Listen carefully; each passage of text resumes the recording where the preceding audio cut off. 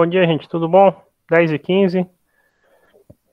Vamos iniciar a aula. Vou mandar aqui para vocês o link da chamada para vocês preencherem, tá? No final da aula eu mando ele novamente, caso alguém entre no decorrer da aula. Na última aula, então, nós estávamos falando sobre números complexos, tá bom? A gente definiu, contou um pouquinho da história, depois definiu algumas operações, como que a gente soma, como é que subtrai, como que multiplica, tá? O objetivo na aula de hoje, então, é falar sobre um caso particular da multiplicação, que é a potenciação do número i, e falar da divisão entre dois números complexos, tá bom? Antes, então, eu vou só fazer um exercício com vocês, que é para falar assim, olha, né, a gente falou de números complexos, tá, mas e aí, o que que muda, né, quando a gente tem esses números complexos, porque a gente não fez nada disso, como que a gente pode resolver uma equação de segundo grau que antes não tinha solução e agora passa a ter solução, né, quando a gente pega os números complexos. Eu deixei aqui a sugestão no finalzinho da aula que vocês tentassem fazer esses exercícios da página 178, tá bom? Dos números 1 ao 8. Vou só aproximar aqui um pouquinho mais o zoom. E o objetivo agora, então, eu vou fazer um exercício lá da página 177. Então, deixa eu pôr a apresentação da aula de hoje, né? Então, hoje é a aula 3, terceiro bimestre. Dia 18/10/2021. Nós vamos continuar falando sobre números complexos.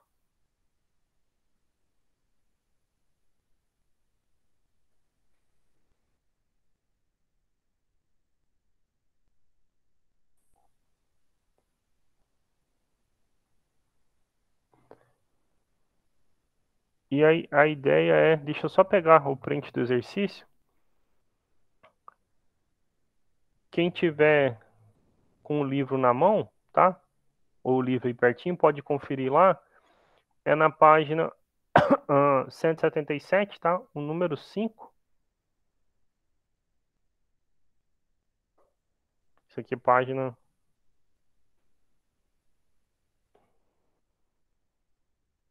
177, tá bom? Então, nosso objetivo é resolver, tá? Deixa eu fazer um parênteses grandão. Que, bom, eu não dei aula para vocês, eu não sei como é que foi o primeiro ano de vocês, mas certamente vocês viram como resolver equações do segundo grau. Eu só vou fazer um apanhado disso aqui rapidinho, tá? Lembra, o que era uma equação de segundo grau para a gente? É uma equação dessa forma. Ax ao quadrado mais bx mais c igual a zero, com a diferente de zero, tá? Até lá a gente estava com, né, nessa época, até semana passada, nós estudávamos com a, b e c sendo números reais. Não precisa ser números reais a partir de agora, poderia ser números complexos também, tá bom? Mas, em geral, os casos interessantes que aparecem para a gente estudar são onde esses coeficientes são reais. E aí, como que você resolvia essa equação? Então, você calculava um negocinho lá chamado delta, b ao quadrado menos 4ac, e se o delta fosse positivo ou zero, você conseguia resolver as equações por meio da formulazinha menos b mais ou menos raiz de delta sobre 2a, certo? Você também aprendeu o seguinte, olha, quando delta era maior do que zero, delta era igual a zero, ou delta menor que zero, acontecia algumas coisas, tá bom? Por exemplo, quando delta era maior do que zero, a gente dizia que a nossa equação tinha duas raízes ou dois zeros reais, né? Estou imaginando aqui nos reais, tá? Ainda, distintos. Ok? Então tinha duas raízes. Quando o delta era zero, muitas vezes o livro botava esse termo feio, botava assim, duas raízes reais iguais. Aí você se pergunta com toda razão, né? Mas se duas coisas são iguais, na verdade é uma só, né? Por que eu dizer que tinha uma raiz real? É porque, na verdade, a gente vai falar no próximo capítulo sobre polinômios, tá bom? Multiplicidade de raiz de polinômio. Então, dizer que tem uma raiz de multiplicidade de 2 ou uma raiz só são coisas diferentes. E aqui está dizendo que, aqui o livro queria dizer nessa época para vocês, é que um número era a raiz do seu problema duas vezes, ou seja, ele era a solução duas vezes do seu problema, tá bom? Então, o termo que a gente vai usar daqui a pouquinho em diante, né, quando a gente começar no próximo capítulo, é dizer que tem uma raiz de multiplicidade 2, tá bom? Deixa eu botar esse termo, que é a primeira vez que vocês estão ouvindo, provavelmente, multiplicidade 2. A raiz tinha multiplicidade 2. Então,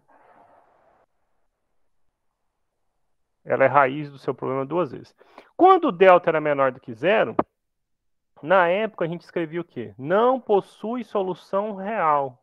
Isso é o que mudou aqui agora para nós. Quando o delta for menor que zero, nós vamos ver que tem duas raízes complexas.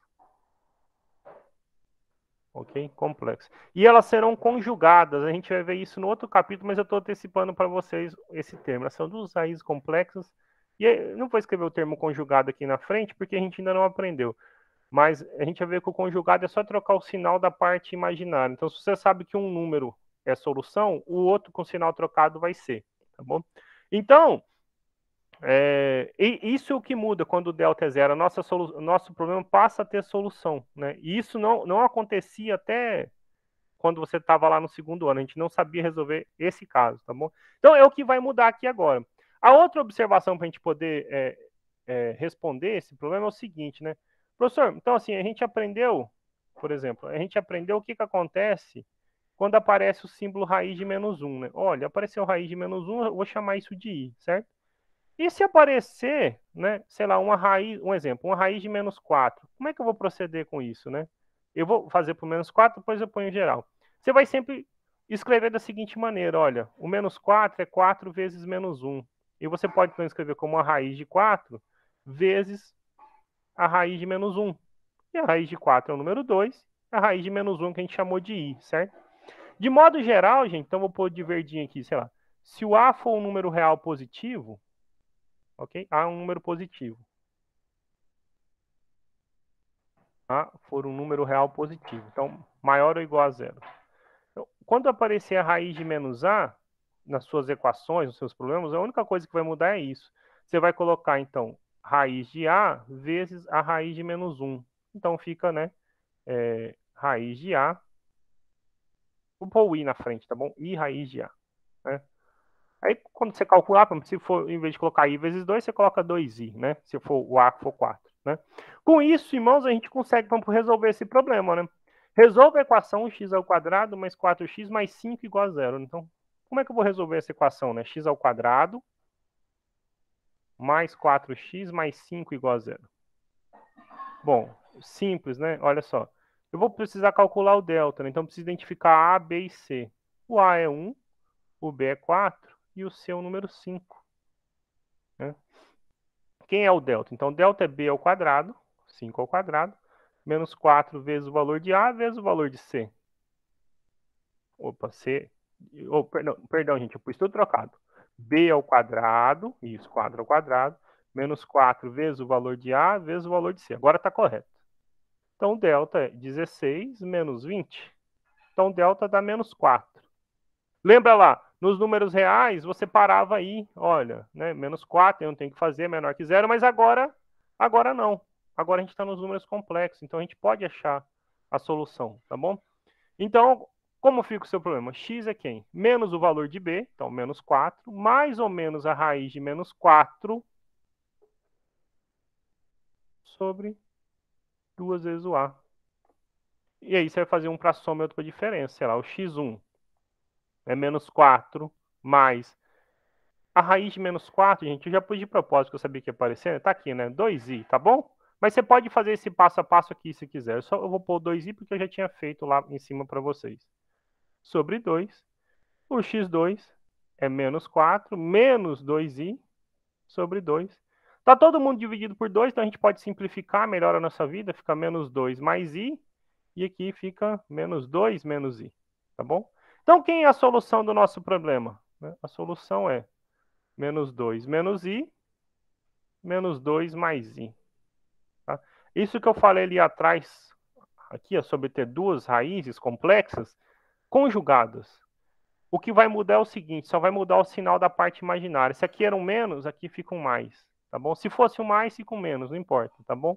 mas isso sempre vai acontecer, elas aparecem sempre conjugadas. Isso é verdade sempre que os nossos coeficientes forem números reais. Se forem números complexos, isso não necessariamente é verdade, tá bom? Então, a gente vai ver esse resultado lá quando for falar sobre polinômios e equações, mas é bom a gente ir linkando as coisas. Equações polinomiais, ou seja, equações que têm grau 2, 3, 4, etc., que tem raízes complexas, essas raízes sempre aparecem aos pares. Se aparecer uma raiz, você pode ter certeza que o conjugado dela também será raiz, tá bom? Isso se os coeficientes forem reais, tá bom? Se os coeficientes forem reais. Então, serão sempre raízes, tá? Então, o que muda pra gente é isso, tá? Os outros exercícios, gente, é só assim, questão de treinar propriedades dos números complexos, coisas assim que é importante vocês fazerem, mas resolver uma equaçãozinha como essa do segundo grau, né? Eu falei um monte de equação na aula passada, mas não resolvi nenhuma nesse sentido, né? Embora a gente já soubesse resolver equações de segundo grau, como resolver uma que tem soluções complexas, tá bom? Então, aqui mesmo o delta sendo menor que zero, você não para o seu problema, né? Você continua porque agora você conhece isso aí, tá bom? Então, esse é o que mudava, assim, da última aula, tá? Então, continuando, né, o que a gente vai falar aqui agora, antes, eu vou falar sobre, então, potenciação de I, que é uma multiplicação disfarçada da unidade imaginária I, para depois a gente falar da divisão, tá bom? Olha, então, vou só voltar aqui um pouquinho. Pensa comigo, olha só. Nós estávamos falando aqui da multiplicação, né? Aí a gente multiplica, você viu, aparece I vezes I, apareceu um I ao quadrado, é menos 1, você resolveu o seu problema, certo? Aí você poderia se perguntar, professor, mas se tivesse um terceiro número complexo multiplicando aqui, né? 1 mais 2i, 4 menos 5i, sei lá, 5 mais 2i, né? Um exemplo aleatório, multiplicando. Então vai aparecer em algum momento uma potência ao cubo de i, né? Como eu posso, né, mexer com isso, né? Como eu posso resolver esse problema, né? Então, por isso a gente vai falar da potenciação de I. Novamente, então, os números complexos, quando foram introduzidos, a ideia era preservar tudo que a gente já conhecia sobre os números, certo? Então, assim, nós sabemos potências.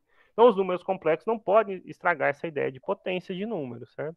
Então, por exemplo, quando a gente pega um número e eleva a 1, tem que dar o próprio número, certo? Então, a gente espera isso dos números complexos também, né? O que muda aqui é que vai aparecer o i, né? Então, quando você tiver... Desculpa. Já é a segunda vez que meu mouse trava hoje, gente. Só um minutinho, desculpa aí. Acho que agora tá... Desculpa aí, viu?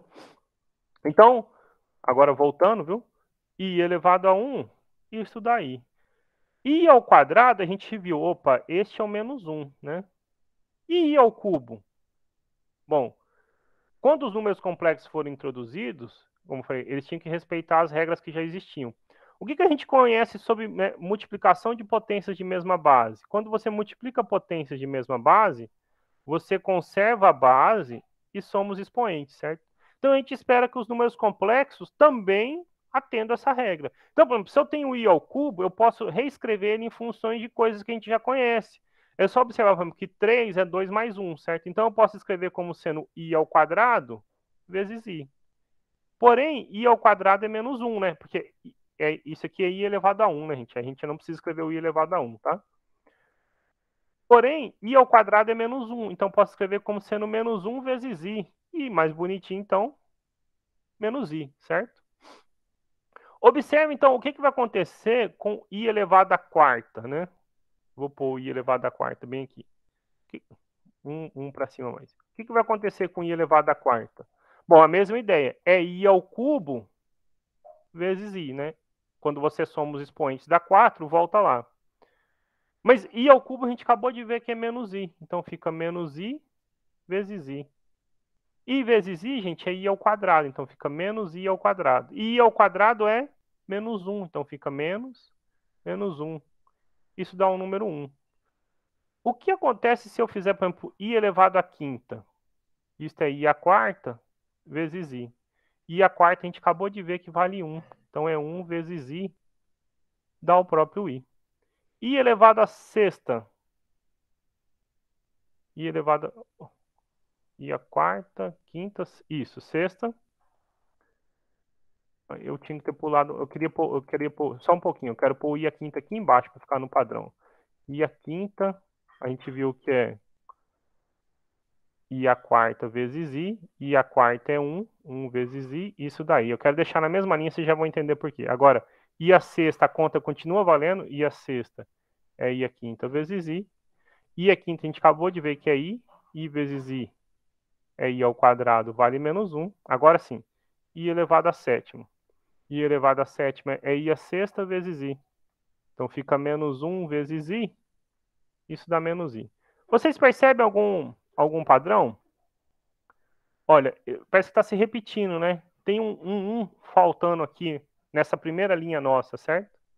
Mas, então, vou pôr até de vermelho. Quando os números foram introduzidos, a gente esperava que eles respeitassem as regras usuais de matemática. E o que a gente conhece é que um número elevado a zero tem que dar 1, certo? Um número elevado a zero tem que dar 1.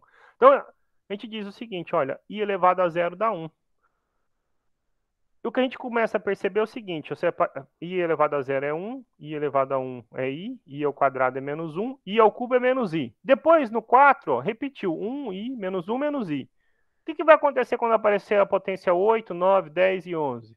Vão se repetir também, né? Porque, por exemplo, i elevado a oitava, só para deixar escrito aqui, i elevado a oitava é i elevado a sétima vezes i.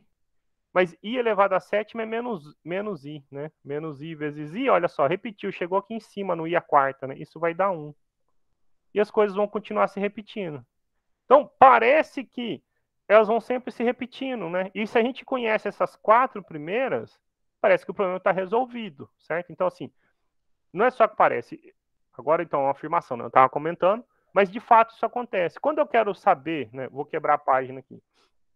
Como calcular potências de i? Basta que a gente conheça essas 4 potências.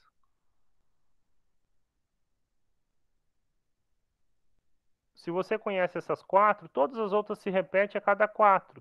Então, por exemplo, se eu quiser, eu já vou explicar o porquê, mas primeiro fazer um exemplo. Mas se eu quiser, por exemplo, achar quanto que é i elevado a 23, por exemplo. Eu não vou precisar fazer i vezes i vezes i vezes i vezes i 23 vezes. O que a gente está vendo é que elas se repetem a cada 4. Eu só preciso pegar o 23 e dividir por 4. Então, 4 vezes 5, 20. 23 menos 20, sobrou 3. Então, isso é a mesma coisa que calcular a potência de i ao cubo. Por quê? Né? Como voltar aqui um pouquinho, só um pouquinho para vocês verem, elas vão se repetindo a cada 4, né? Ó. 0, 1, 2, 3, 4, 5, 6, elas ficam sempre na mesma linha. O que nós estamos dizendo é o seguinte, a potência de i a 23 vai estar na mesma linha de i ao cubo. Então, vai dar menos i, certo? Então, sem precisar fazer muito esforço, a gente consegue, então, calcular potências de i simplesmente dividindo por 4, né? Pronto. Dá menos i, certo? Por que que isso acontece de modo geral, né? Então, vamos escrever assim, né? Como resolver nosso problema? Imagina que n seja um número maior que zero, maior ou igual a zero, 1, 2, 3, 4, etc. Como eu posso calcular i elevado a este número n? Pela prática que a gente viu aí, basta fazer o quê? Pegar este n e dividir por 4. Quando você pega n e divide por 4, você encontra um quociente e um resto, não é verdade? Por exemplo, 23 por 4, o quociente era 5 e o resto é 3. Você simplesmente calculou i ao cubo. Aqui nós vamos calcular i elevado ao resto. Então, quando você quer calcular i elevado a n, basta você calcular i elevado ao resto, onde, né, vamos deixar isso escrito, r é o resto da divisão de n por 4. Sendo o resto da divisão por 4, gente, R só pode ser uma dessas possibilidades, 0, 1, 2 ou 3, né? Quando você divide por 4, o resto nunca é maior do que 4, né? Se o resto fosse maior do que 4, então você podia dividir mais uma vez, né? Vamos supor que eu tivesse pegado aqui, sei lá, quanto é i elevado a 138, por exemplo, certo? Então, se eu pego 138 e divido por 4, 3 dá 12 e sobra 1. 18. Eu não posso parar com o resto 18, porque 18 é maior que 4. Eu divido mais uma vez. Ó. 16, sobrou 2. Opa, 2 é menor que 4, a divisão para. Então, isso é a mesma coisa que calcular i ao quadrado. E i ao quadrado é menos 1. Então, pronto, você resolveu o problema, certo? Agora, explicando, né, por que isso é verdade, né? Então, de fato, é o seguinte. Quando você pega n e divide por 4, você encontra um quociente e um resto. De tal forma que n seja 4q mais r, certo? Por quê? É o que acontece aqui, né? 4 vezes 5, 20, mais 3, 23. 4 vezes 34, falta 2, né, para chegar em 138. Então, é 136. Mais 2, 138, ok? Então, de fato, isso acontece. Então, quando eu quero calcular i elevado a n, simplesmente basta eu fazer i elevado a 4q mais r. E aí, a gente usa as propriedades que a gente já disse que vale, olha. Está somando, né, no expoente. Então, isso é multiplicação de potências de mesma base. Nós também usamos a ideia que vale potência de potência, né? Se você tem uma potência elevada a outra, você simplesmente multiplica os expoentes. Então, aqui, nós temos 4i elevado a 4q, né? O que eu faço com 4q? Eu não sei, mas eu sei o que eu faço com i elevado a 4. Então, eu posso escrever assim, ó, i elevado a 4 vezes q, i elevado a r. E aí o problema resolveu, porque i a quarta, gente, está aqui, ó. I a quarta é a mesma coisa que fazer é o número 1, né? E a quarta é o número 1. Então, eu vou trocar, será aqui por vermelho, isso é 1. Então, fica 1 vezes i elevado a r, que é o próprio i elevado a r.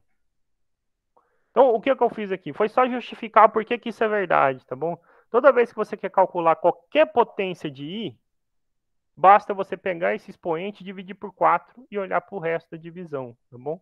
Então, é assim que a gente calcula potências de i. Pega o expoente, divide por 4, olha para o resto e i elevado a esse resto, tá bom? Então, por exemplo, deixa eu pôr um exercício aqui, ó, porque daí eu vou falar sobre divisão, tá bom? Exercício. Aí a gente resolve ele aqui agora. Como eu posso determinar essa soma aqui, por exemplo? 1 mais i ao quadrado, mais i ao cubo, mais i elevado a 100. Quanto dá essa soma? Determinar essa soma, né? Bom, quem, por exemplo, está fazendo um projeto de ensino, não sei se tem alguém dessa sala fazendo um projeto de ensino lá do Enem, a gente falou sobre soma dos termos de uma progressão geométrica. E isso parece uma progressão geométrica, né? Onde o primeiro termo é o número 1 e na sequência nós temos a razão i, né? Porque de 1 para i, observe o que acontece. De 1 para i, você multiplicou por i. De i para i ao quadrado, multiplicou por i. De i ao quadrado para i, multiplicou por i. E assim sucessivamente, certo? Então a gente pode pensar numa maneira de resolver isso, tá bom? Uma outra estratégia para solução, que é o que eu não vou fazer, mas vou deixar o comentário para vocês, é vocês observarem o seguinte, né? Olha só, se eu tenho i elevado a 0, que é o número 1, i elevado a 1, que é i ao quadrado é menos 1, e i ao cubo é menos i, se eu somar 1 menos 1 e menos i, isso dá 0, né? Então, cada vez que você soma 4 desse, as coisas se anulam. E você vai ver o seguinte, né? Quando aparecer i elevado a quarta, quinta, sexta e sétima, é outra parcela que a soma se anula. É outra parcela que a soma se anula. E assim vai. Então, muita coisa vai se anular aí, né? Então, essa soma vai dar algo pequenininho, tá?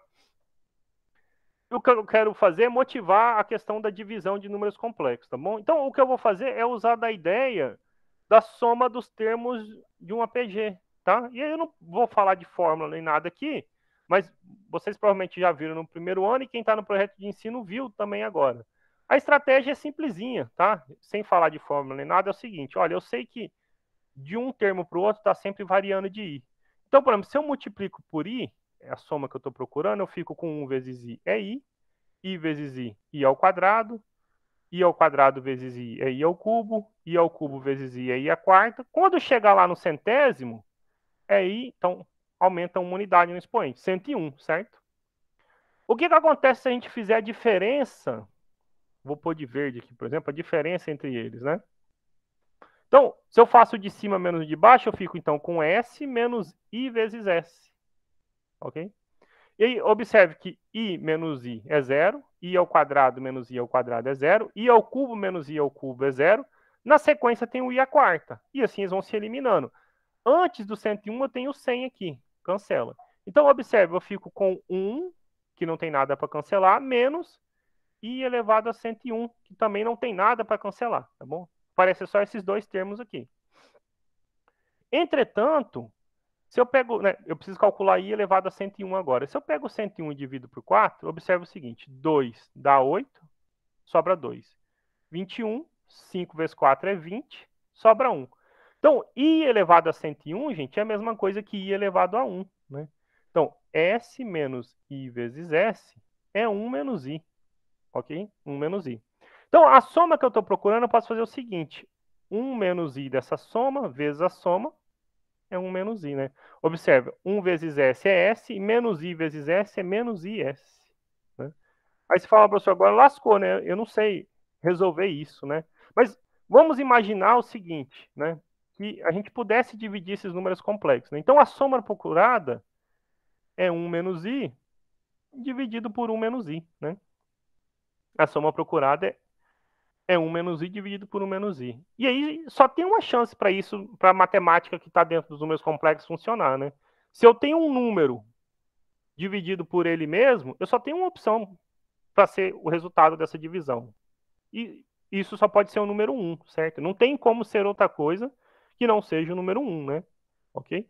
Então, o que a gente espera é o seguinte, olha, faz sentido eu pensar agora, falar na divisão de números. E essa divisão, por exemplo, entre outras coisas, vai ter que atender isso, né?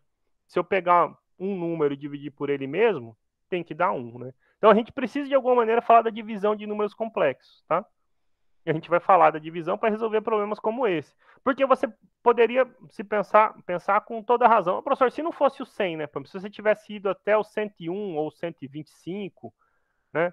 Então, não ia aparecer um número dividido por ele mesmo, mas ainda assim eu poderia dividir por 1 menos i, né? Ou seja, eu ia pegar um número complexo e dividir por um outro diferente, né? Será que eu tenho uma maneira de resolver esse problema? Então, tem. A gente vai falar sobre divisão de complexo agora para poder resolver esses problemas.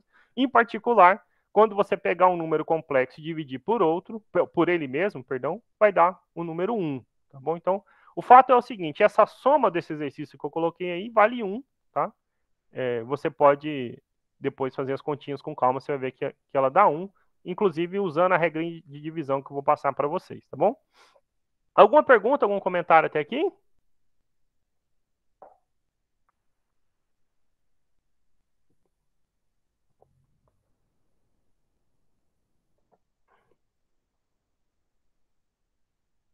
Bom, gente, eu não ouvi nada, então vou imaginar que tá tudo ok. Se alguém tiver algum problema, é só dar o grito aqui para mim, tá bom?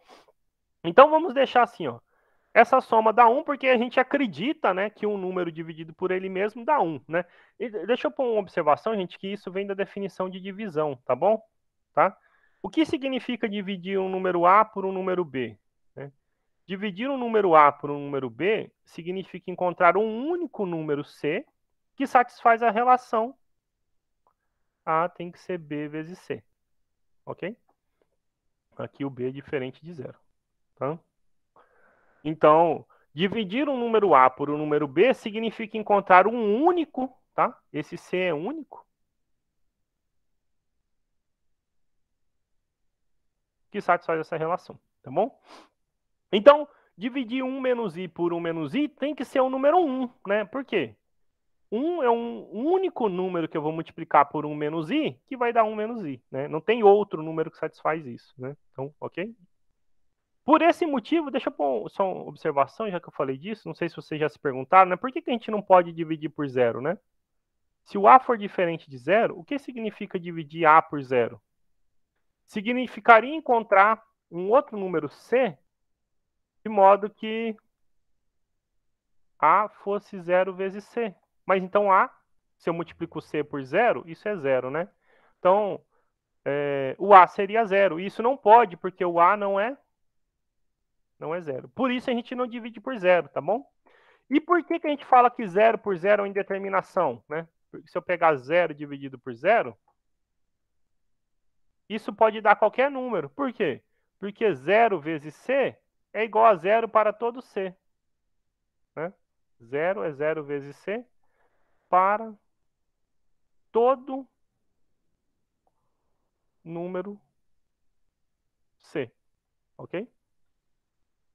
Fica feio, então, assim, para qualquer valor de C. Para qualquer valor de C, ok?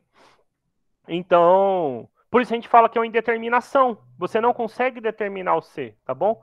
Isso vale para qualquer. Então, tá falando de uma indeterminação, tá bom? Existe, por exemplo, um ramo da matemática chamado cálculo, e depois, mais formalmente, análise matemática, onde a gente consegue construir tipos de funções que se aproximam de certos números, que tendem, que têm limite perto de números. Então, quem de vocês pensa em seguir carreiras de exatas, engenharia, ou, por exemplo, matemática ou física, vocês vão estudar cálculo, vocês vão ver que tem limites do tipo 0 sobre 0 que podem dar diversos números. Pode, por exemplo, o resultado dessa conta pode dar 1, pode dar 2, pode dar 50, pode dar menos 10, pode dar um número irracional, por exemplo, pode dar π, pode dar um número e, pode divergir, ou seja, a gente diz que dá mais ou menos infinito, então a gente não consegue dizer, não existe um parâmetro para dizer, olha, as expressões do tipo 0 sobre 0 vão dar positivo se tal coisa acontece, vão dar negativo se tal coisa acontece, não existe um padrão, por isso a gente chama de indeterminação. Desiste não, Fernanda, tá bom? Eu não sei qual área você quer seguir, mas é interessante, tá? Então, o estudo de funções por meio do cálculo permite, em alguns casos, dizer quando vai acontecer, mas em geral a gente não tem um padrão, tá bom? A mesma coisa quando for a potência, tá? Por que 0 elevado a 0 porque todo número diferente de 0 elevado a 0 é 1.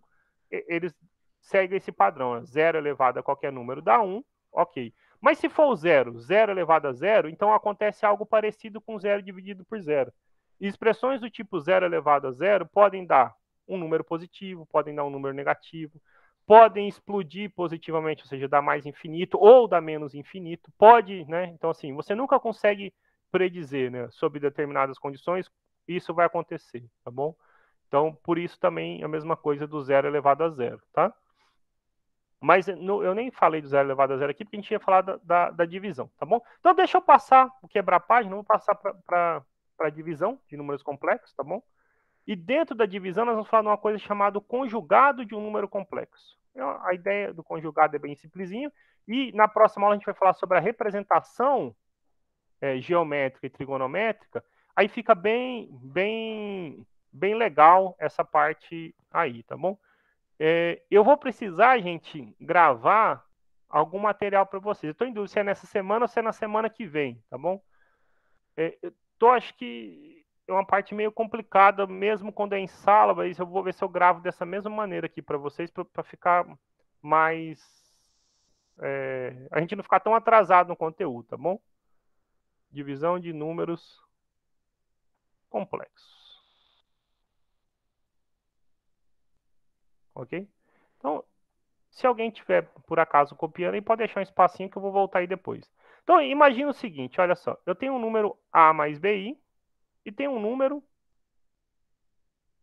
digamos, C mais DI, diferente de zero, porque eu vou dividir por ele, certo? Então, o C e o D são ambos diferentes de zero, tá bom?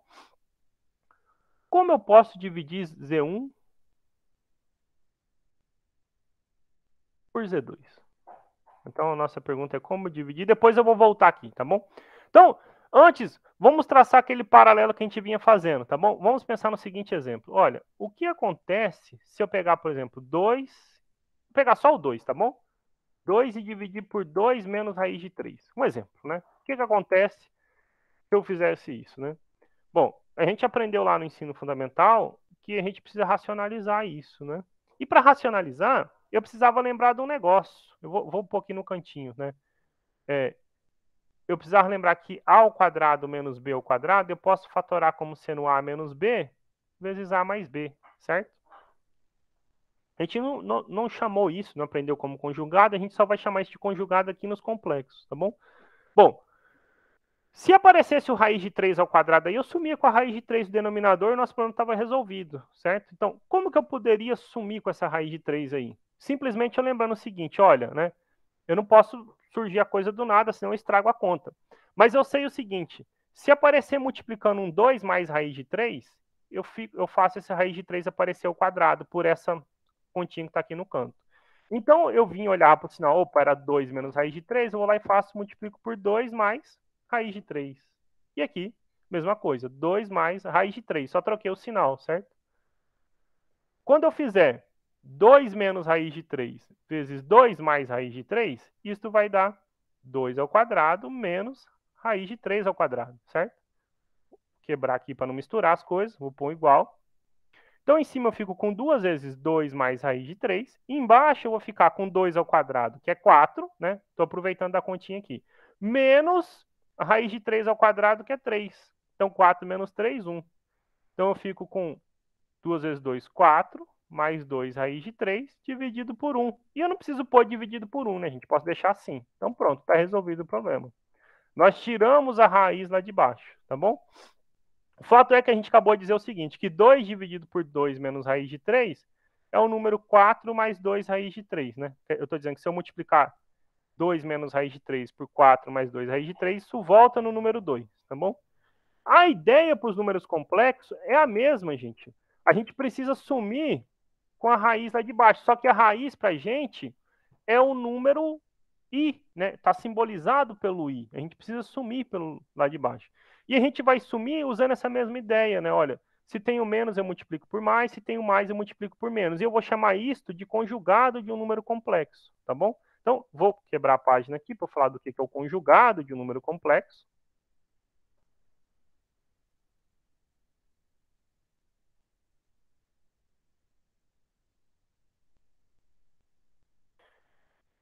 E a ideia é bem simplesinha. Então, imagine o seguinte, que você tem um número a mais bi, um número complexo, certo? O que é o conjugado dele? O conjugado a gente vai denotar z com a barrinha em cima. O conjugado, gente, é simplesmente trocar o sinal somente da parte imaginária. Então, parece menos bi. O a preserva, tá bom? Então, um exemplo. Vou até me inspirar nesse exemplo aqui. Ó. Embaixo eu tinha 2 menos raiz de 3. Aqui, para a gente, em vez de aparecer o raiz, vai aparecer o i. Então, por exemplo, 2 menos i, certo? Quem é o conjugado de 2 menos i? É 2 mais i. Esse é o conjugado, tá bom? O que está implícito aqui para a gente, eu vou pôr como observação, é o seguinte, olha só. Lá no ensino fundamental, a gente aprendeu uma coisa chamada produtos notáveis. Nós sabíamos fatorar, por exemplo, expressões do tipo a ao quadrado menos b ao quadrado, que eu fiz a revisão para vocês ali, certo? Eu não sei se vocês já se perguntaram, mas, por exemplo, nós também aprendemos diferenças e somas de cubos. Né? Ó, como é que você fatora uma diferença de cubo? É a menos b, a ao quadrado mais ab mais b ao quadrado. Se você multiplicar todo mundo aqui usando distributividade, volta lá. E quando era o mais? Aparecia assim, né? A ao quadrado menos ab mais b ao quadrado, ok? Não sei se vocês já se perguntaram, mas por que, que não tinha algo do tipo assim, a ao quadrado mais b ao quadrado lá naquela época? Porque, de fato, não existe fatoração para isso nos números reais. Mas quando a gente está nos complexos, uma forma de fatorar é fazer a mais bi vezes a menos bi.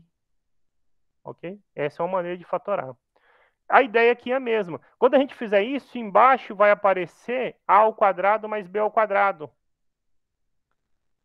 Então eu tiro o número complexo de baixo e transformo a nossa divisão de número complexo numa multiplicação disfarçada. Então vamos ver um exemplo antes de definir, tá bom? Então como que eu divido números complexos usando essa ideia de conjugados, tá bom?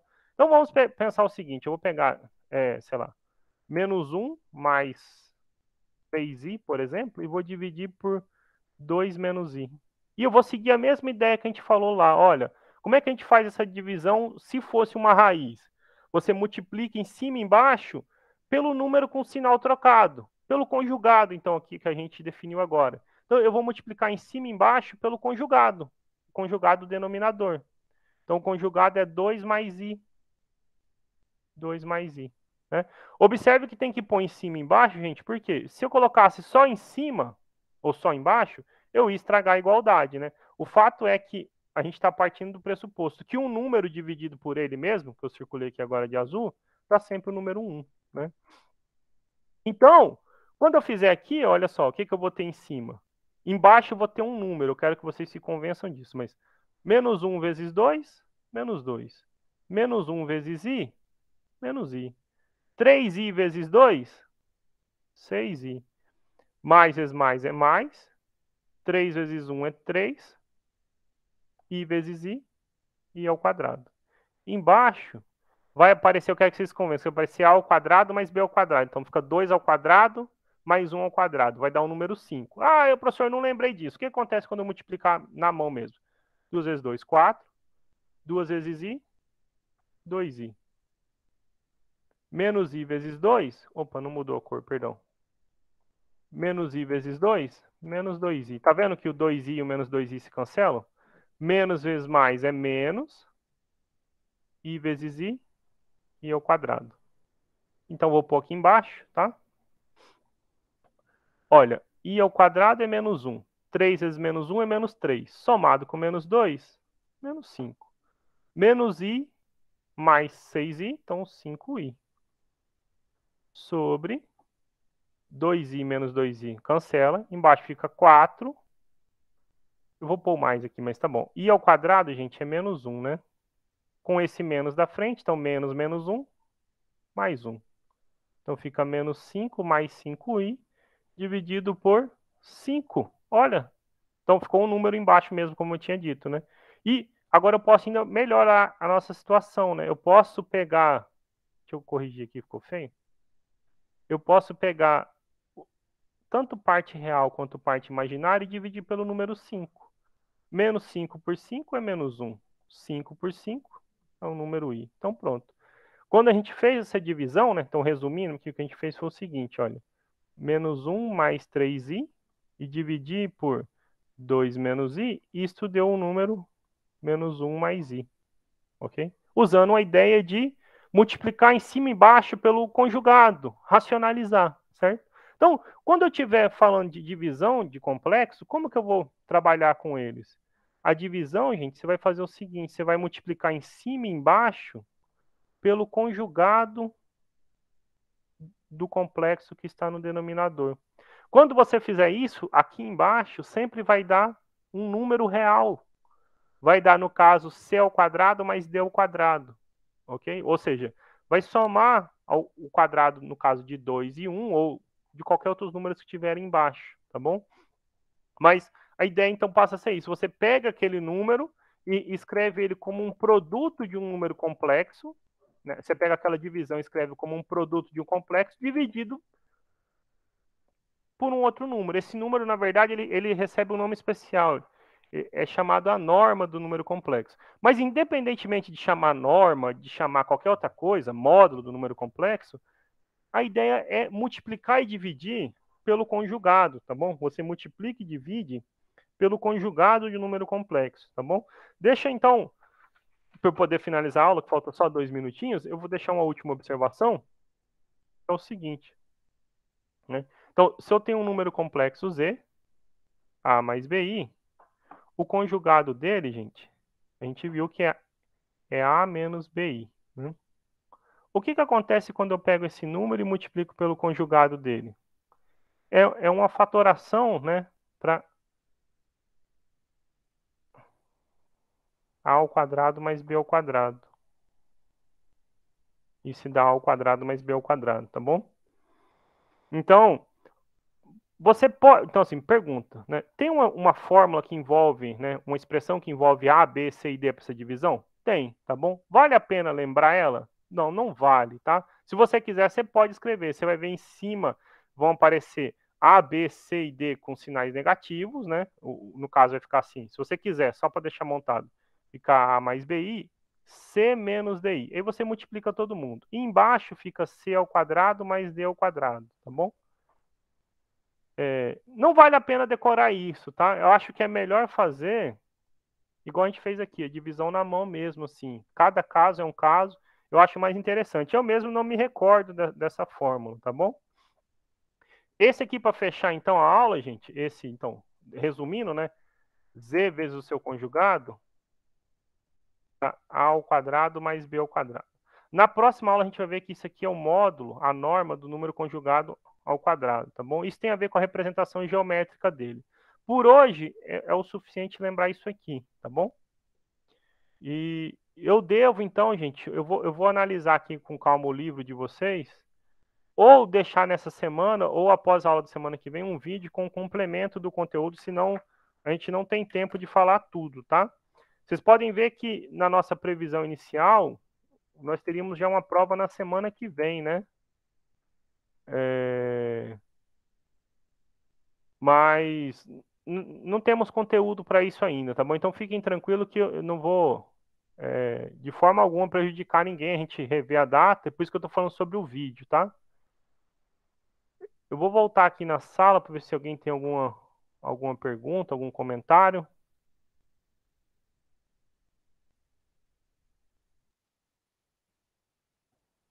Então, gente, tô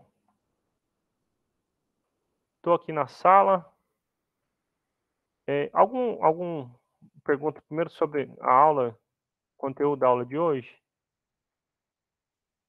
Ok, a Ana falou que não. No momento não. Bruno, qual foi o problema que não está conseguindo responder o formulário?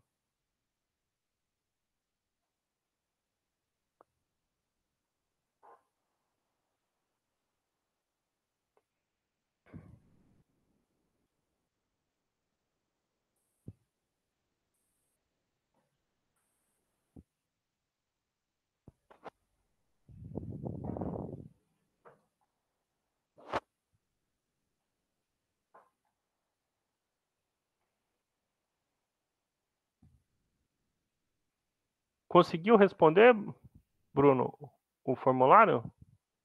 Porque às vezes eu poderia ter postado errado com erro lá, olha, só deixar a conta institucional, mas eu não fiz isso, tá bom?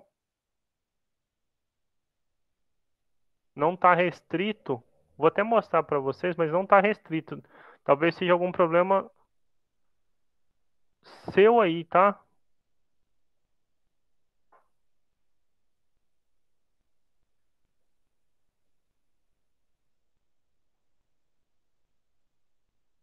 Pode ver aqui, ó. Restringir os usuários, não está restrito, tá bom? Tá só limitaram a resposta para não ter duplicidade, mas eu não sei qual é o problema. E nós só tivemos 14 respostas de chamado, tá bom? Então, assim, fiquem atentos a isso, tá bom?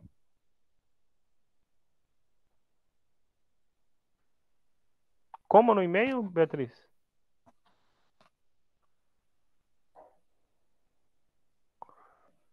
Eu vou mandar aqui de novo, tá bom? Eu mando no início da aula e mando agora de novo para vocês, tá? Aqui, ó, tô mandando mais uma vez para poder preencher.